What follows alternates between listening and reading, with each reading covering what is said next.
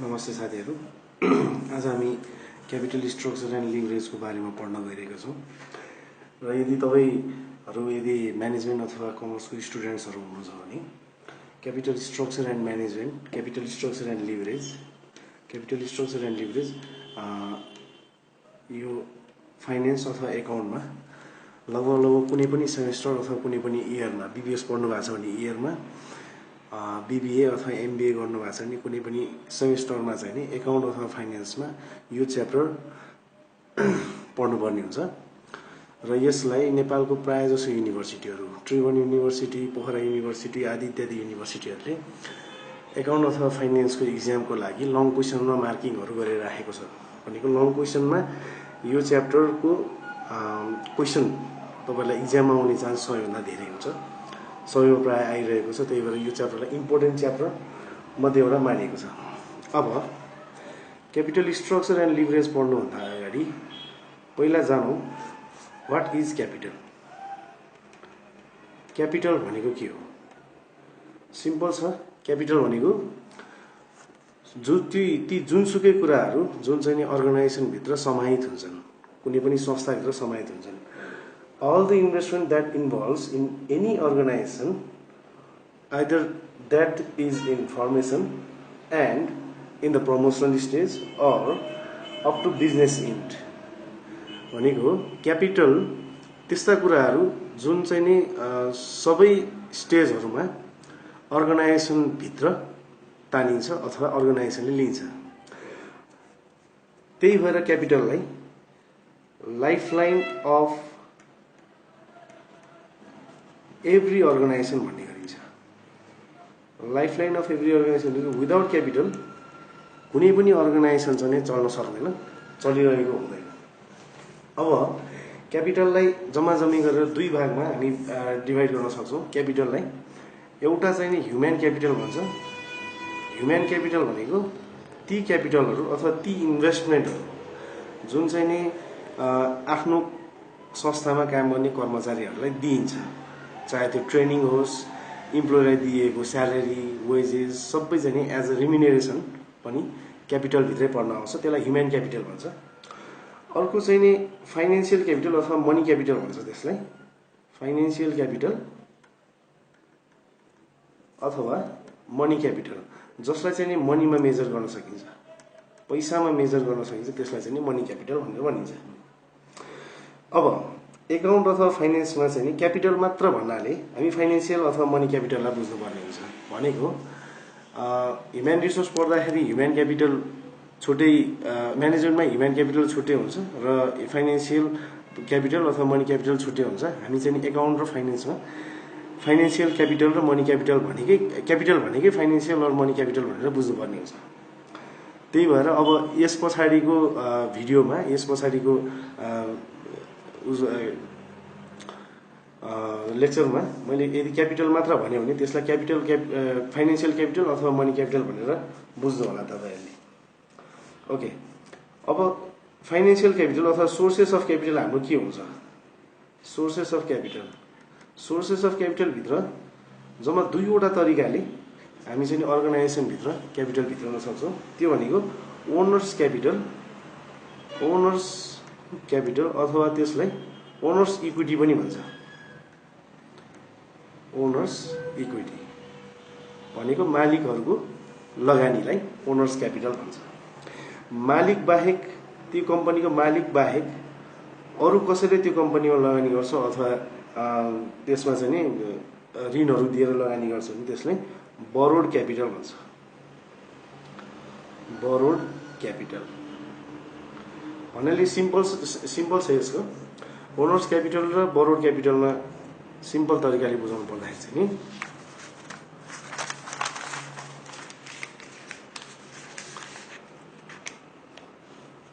यो एउटा अर्गनाइजेसन छ। अर्गनाइजेसनले यदि ओनरलाई तिर्नुपर्ने बाँकी छ भने ओनरलाई तिर्नुपर्ने पैसालाई ओनर्स क्यापिटल, ओनर बाहेक अरूलाई तिर्नुपर्ने क्यापिटललाई बरोड क्यापिटल भन्छ।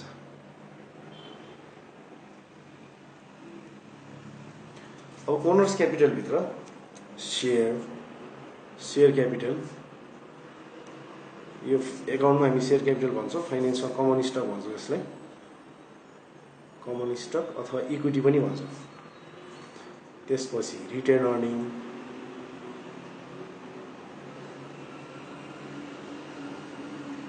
रिजर्भ, यिनीहरू ओनर्स क्यापिटल भित्र पर्न आउँछन्। र बरोड क्यापिटल भित्र लोन, डेभेन्चर अथवा बोन्ड, लङ टर्म डेब्टहरू, लङ टर्म लोनहरू, यी सबै बरोड क्यापिटल भित्र पर्ने भयो यिनीहरू।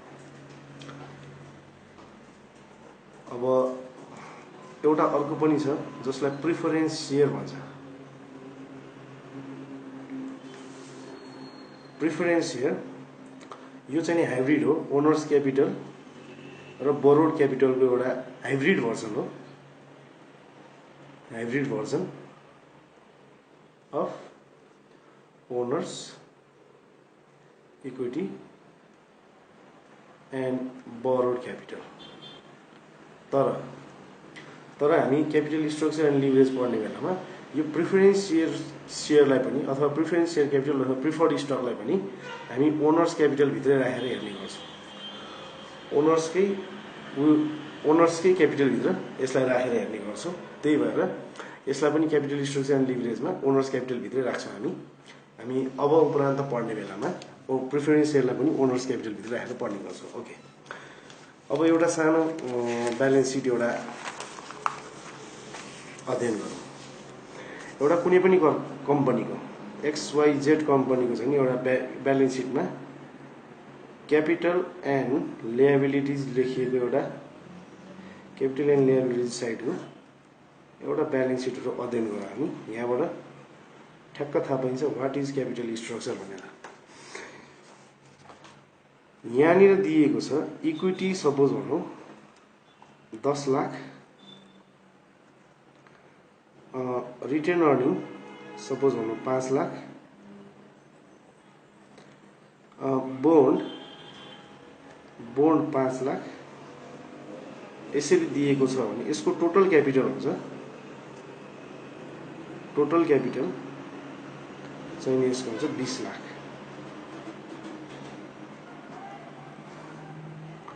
रुपियाँ हुन्छ। अब यो 20 लाख मध्ये ओनर्सको इक्विटी कति पर्सेन्ट छ त र बाहिरबाट लिएको इक्विटी बाहिरबाट लिएको क्यापिटल कति छ त्यो यिनीहरूको वेटलाई नै क्यापिटल स्ट्रक्चर भन्छ। क्यापिटल स्ट्रक्चर भनेको माथिको यो इक्जाम्पलमा ओनर्स इक्विटी हुन आउँछ 10 lakh plus 5 lakh divide by 20 lakh, किनभने टोटल क्यापिटल हामीसँग 20 लाख रुपियाँ छ। 75% चाहिँ नि ओनरको क्यापिटल युज भइरहेछ भने बरोड क्यापिटल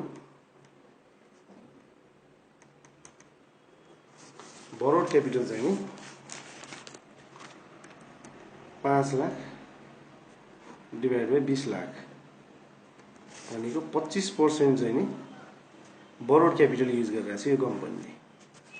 अब क्यापिटल स्ट्रक्चरमा पढ्नुपर्ने मुख्य कुरा भनेको यही हो, हामीलाई यी कुराहरू कुन चाहिँ वेटमा राख्दाखेरि कतिको वेटमा ओनर्स इक्विटी कति पर्सेन्ट राख्दा र बरोड क्यापिटल कति पर्सेन्ट राख्दाखेरि कम्पनीलाई म्याक्सिमम प्रफिट हुन्छ, त्यो कुरालाई विचार गर्नको लागि हामी क्यापिटल स्ट्रक्चर पढ्ने गर्छौँ म्याक्सिमम प्रफिट निकाल्नको लागि। अब हामीहरू सोच्छौँ ओनर्सको ऋण चाहिँ हुँदै नभएको राम्रो, सबैभन्दा राम्रो चाहिँ ऋण हुँदै नभएको, अरूको चाहिँ ऋण चलाउँदै नचलाएको राम्रो छ भन्ने सोच्छौँ भने त्यो चाहिँ हामी गलत छ। ओनर्स इक्विटीले मात्र 100% धान्ने हो भने कुनै पनि अर्गनाइजेसन चाहिँ नि डुब्न पनि सक्छ अथवा त्यो मार्केट इन्ट्रेस्ट रेट के छ त्यो हेरेर हुन्छ। For example market interest rate चाहिँ बजारमा तपाईँले डेब्टहरू सस्तोमा पाइरहनु भएको छ भने ओनर्सको इक्विटीलाई घटाएर डेब्टको वेटलाई चाहिँ नि बढाएर त्यहाँबाट हामी अझ नाफालाई अलिकति धेरै बढाउन सक्छौँ त्यसले गर्दा सेयर होल्डरलाई नि फाइदा हुन्छ, कम्पनीको वेल्थ म्याक्सिमाइजेसन पनि हुन्छ, त्यसको प्रॉफिट म्याक्सिमाइजेसन पनि हुन्छ। अब एज अ फाइनेन्शियल एनालिस्ट यो क्यापिटल स्ट्रक्चर कुन फर्मेसनमा राख्दाखेरि कम्पनीलाई सबैभन्दा नाफा हुन्छ भन्ने कुराको अध्ययन क्यापिटल स्ट्रक्चर म्यानेजर अथवा क्यापिटल स्ट्रक्चर एनालाइसिस भन्छ। सरी। नेक्स्टमा छ हाम्रो लिभरेज। लिभरेज भन्नाले नेपालीमा यसलाई संवेदनशीलता भन्छ। संवेदनशीलताले के देखाउँछ, के भन्छ भन्दाखेरि अब सिम्पल एउटा उदाहरण दिन्छु म। हामीले चाहिँ क्लास 9-10 को साइन्समा यसरी पढाएको थियौँ, याद छ होला। यसलाई हामी फलक्रम भन्थ्यौँ, फलक्रम। यसलाई चाहिँ वेट भन्थ्यौँ र यसलाई चाहिँ फोर्स भन्थ्यौँ, हैन। हामीले यहाँनिर यो वेटलाई उठाउनको लागि यहाँ कति फोर्स लाउँदाखेरि यताबाट कतिको रियाक्सन हुन्छ भन्ने कुरा पढ्ने बेलामा यसलाई पढ्दाखेरि यसलाई हामीले लिभर भन्थ्यौँ। लिभर भनेको यो साइडमा फोर्स कति लाउँदाखेरि यो साइडको वेट चाहिँ नि उता जान्छ, पल्टिन्छ अथवा सर्छ, यो कुराहरू अध्ययन गर्थ्यौँ। अब हामी पनि यहाँ फाइनेन्शियल कुरामा पनि हामीले चाहिँ नि कुनै एउटा भेरिएबल फाइनेन्सको कुनै एउटा भेरिएबललाई थोरै चेन्ज गर्दाखेरि अथवा धेरै चेन्ज गर्दाखेरि, 1 युनिट चेन्ज गर्दाखेरि भनौँ अथवा x युनिट चेन्ज गर्दाखेरि भनौँ, x युनिट चेन्ज गर्दाखेरि यतापट्टि चाहिँ रियाक्सन कति आउँछ भन्ने कुरालाई चाहिँ लिभरेज भन्छ। यहाँबाट थोरै बल लगाउँदाखेरि, थोरै फोर्स लगाउँदाखेरि अथवा थोरै यसलाई चेन्ज गर्दाखेरि अर्को साइडमा केही न केही रियाक्ट भइरहेको हुन्छ र त्यसको अध्ययनलाई हामी लिभरेज भन्छौँ। भन्नाले फर इक्जाम्पल हामीले चाहिँ नि पोहोर साल भन्दा यो साल चाहिँ नि सेल्सलाई 10% इन्क्रिज गर्यो भने त्यसले कुन कुराहरू इफेक्ट गर्छ। जस्तै प्रॉफिटमा कति पर्सेन्टले चेन्ज आउँछ, प्रॉफिटमा कति पर्सेन्टले चेन्ज आउँछ, त्यसलाई लिभरेज भन्छौँ। त्यस्तो खालको अध्ययनलाई हामी लिभरेज भन्छौँ। प्रॉफिटमा चेन्ज आउने, सेल्समा चेन्ज आउँदाखेरि फर इक्जाम्पल सेल्समा चेन्ज आउँदाखेरि प्रॉफिटमा कति चेन्ज आयो, लिभरेज। क्यापिटलमा चेन्ज आउँदाखेरि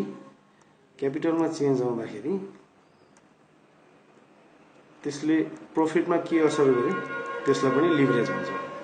प्रॉफिटमा चेन्ज आएकोलाई पनि हामी लिभरेज भन्छौँ।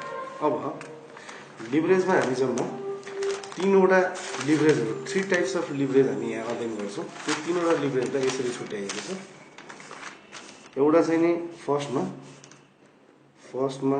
अपरेटिङ लिभरेज,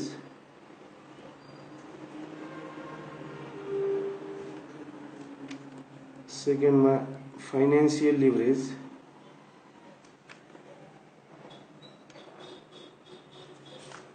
र थर्डमा कम्बाइन्ड लिभरेज।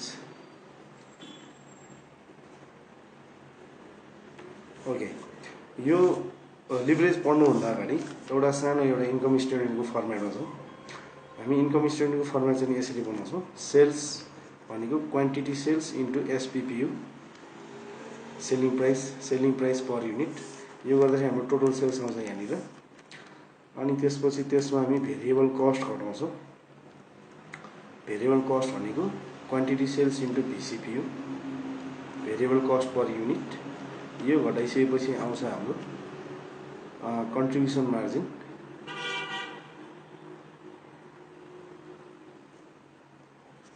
आउँछ।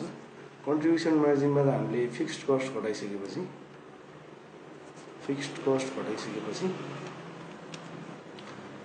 Earning before interest and tax आउँछ। Earning before interest and tax, जसलाई चाहिँ नि EBIT भन्छौँ हामी। EBIT भन्छौँ, earning before interest and tax. त्यसपछि हामी इन्ट्रेस्ट घटाउँछौँ। त्यसबाट भनेको बरोड क्यापिटललाई हामी इन्ट्रेस्ट दिन्छौँ। बरोड क्यापिटलले इन्ट्रेस्ट लिन्छ। त्यो बापतको तिरिसकेपछि बाँकी बचेको पैसालाई अर्निङ बिफोर ट्याक्स भन्छौँ। Earning before tax.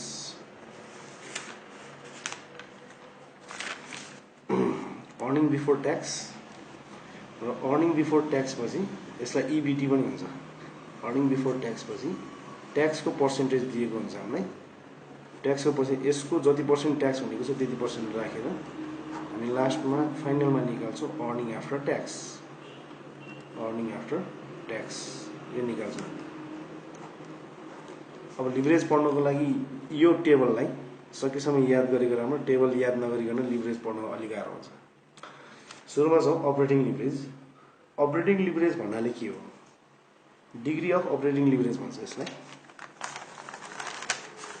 यसलाई स्क्रिनशट गरेर राख्नु होला अथवा बुकमा पाइन्छ, बुकबाट सार्नु भए पनि हुन्छ। यो टेबल सकेसम्म याद गरेको राम्रो। रट्ने भन्दा पनि प्र्याक्टिस गर्दा गर्दै याद हुन्छ। यो चाहिँ प्र्याक्टिस गर्दा गर्दै 2-4वटा क्वेसनहरू यसो गरिसकेपछि हामीलाई याद हुन थाल्छ। ओके, सुरुमा डिग्री अफ अपरेटिङ लिभरेज हो। डिग्री अफ अपरेटिङ लिभरेज भने के हो?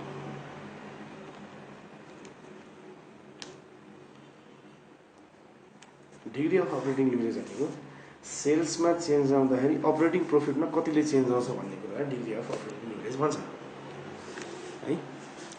डिग्री अफ अपरेटिङ लिभरेज भनेको सेल्समा कति युनिटले चेन्ज आउँदाखेरि अथवा कति पर्सेन्टले चेन्ज आउँदाखेरि, X% चेन्ज आउँदाखेरि भनौँ, X% चेन्ज आउँदाखेरि अपरेटिङ प्रफिटमा कतिले चेन्ज आउँछ भन्ने कुरालाई डिग्री अफ अपरेटिङ लिभरेज भन्छ। अपरेटिङ प्रफिट भन्दा यहाँनिर हामी लेख्छौँ EBIT।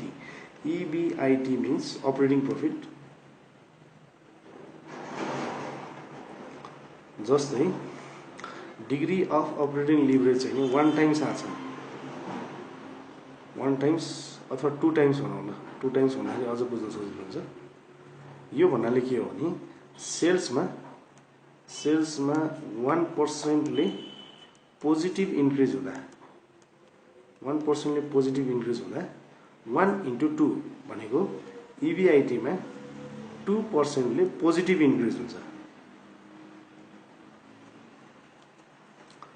फेरि भनौँ, फर इक्जाम्पल जस्तो कि पहिला सेल्स 10 लाख रुपियाँ थियो, ठिक छ।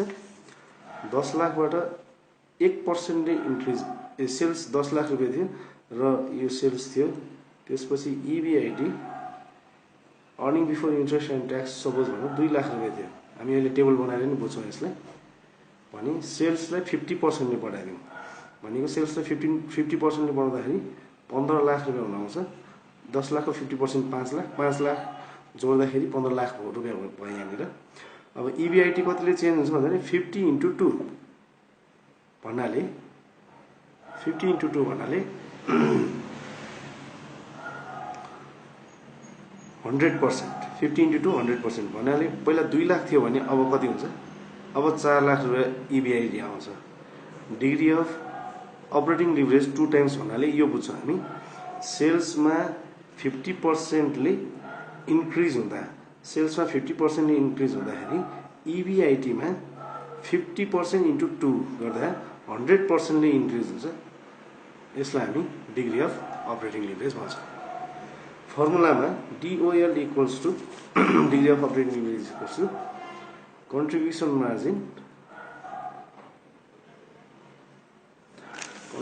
Margin divided by EBIT earning before interest and tax. ठिक छ। डिग्री अफ अपरेटिङ लिभरेजले यति भनिदिएको। ओके, नेक्स्टमा सेकेन्ड नम्बरमा हामीले पढ्नुपर्छ earning degree of financial leverage. Degree of financial लिभरेजले के मापन गर्छ भन्दाखेरि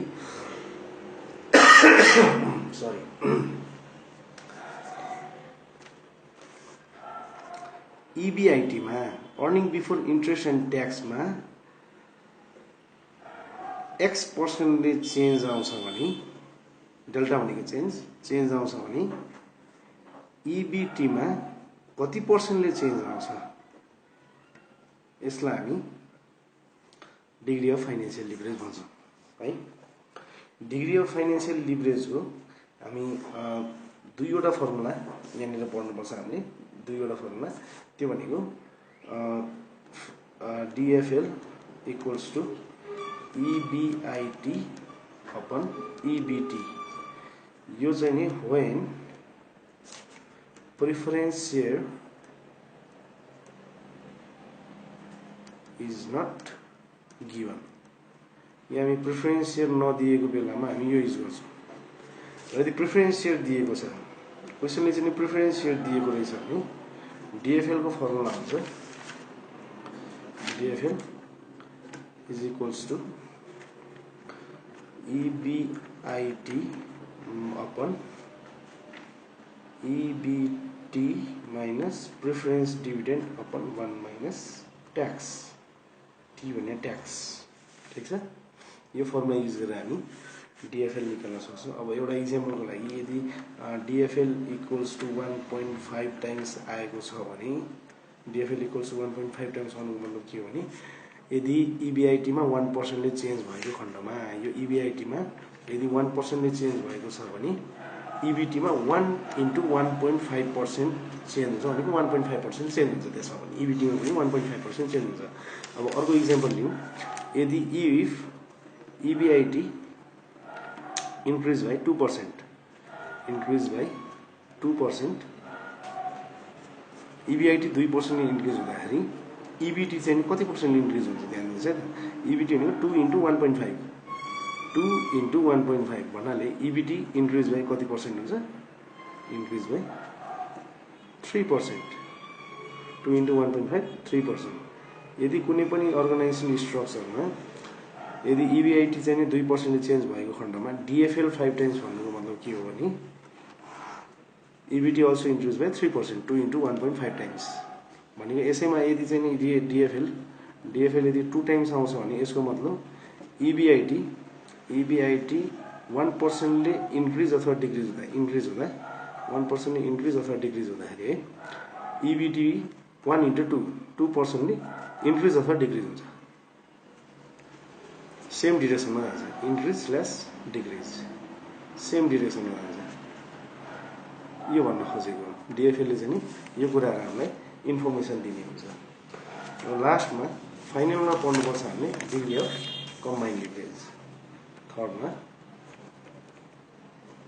डिग्री अफ कम्बाइन्ड लिभरेज, यसलाई चाहिँ डिग्री अफ टोटल लिभरेज पनि भन्छ। यसमा नजोकिनु होला, यो डिएफएल यो DCL or DTL degree of total leverage हैन। डिग्री अफ टोटल लिभरेजले के भन्छ, यदि सेल्समा पहिला फर्मुला याद हो, फर्मुला यसो हुन्छ DTL भनेको degree of operating leverage into degree of financial leverage. त्यो भन्नुको मतलब DTL को सीधा फर्मुला भन्छ कन्ट्रिब्युसन मार्जिन अपन EBT। यो चाहिँ नि when प्रेफरेन्स सेयर क्यापिटल स्ट्रक्चरमा नभएको बेलामा is not given, preference shares नभएको बेलामा यो फर्मुला युज हुन्छ भने अथवा DTL को अर्को फर्मुलामा contribution margin divide by EBT minus preference dividend upon 1 minus tax. यो फर्मुला हामी युज गर्छौँ है। प्रेफरेन्स सेयर दिएको खण्डमा हामी यो फर्मुला युज गर्छौँ। अब यसले भन्न खोजेको के हो भन्दाखेरि sorry degree of total leverage के भन्छ, यदि सेल्समा कुनै युनिटले चेन्ज आएको छ, कुनै पर्सेन्टेजले चेन्ज आएको छ भने सपोज चेन्ज आएको पर्सेन्ट छ भने यो सेल्समा चेन्ज भएको पर्सेन्टेजले EBT मा कति पर्सेन्टले चेन्ज आउँछ भन्ने नि डिग्री अफ टोटल लिभरेज हो। डिग्री अफ टोटल लिभरेज त्यो भन्छ। For example degree of total leverage equals to 2 times आएको छ, यो भन्नुको मतलब के हो, पोजिटिभ 2 टाइम्स आएको छ भन्नुको मतलब के हो भने यदि सेल्स 1% ले इन्क्रिज हुन्छ भने अर्निङ बिफोर ट्याक्स 1 into 2 भन्नाले 2% ले इन्क्रिज हुन्छ पोजिटिभमा छ। ठीक छ है। यदि 3 टाइम्स आएको छ भने सेल्स 1% ले इन्क्रिज हुँदा EBT 1 into 3 भनेको 3% ले इन्क्रिज हुन्छ। सेल्स 2% इन्क्रिज हुँदाखेरि इबिटी 2 into 3 6% चाहिँ नि चेन्ज आउँछ भन्नु नि डिग्री अफ टोटल लिभरेज चाहिँ निकाल्छ है। अब हामी एउटा दुईटा एक्सर्साइजहरू गर्छौँ। एक्सर्साइज गरिसकेपछि यसको बारेमा तपाईँहरू अझ क्लियर हुनुहुन्छ।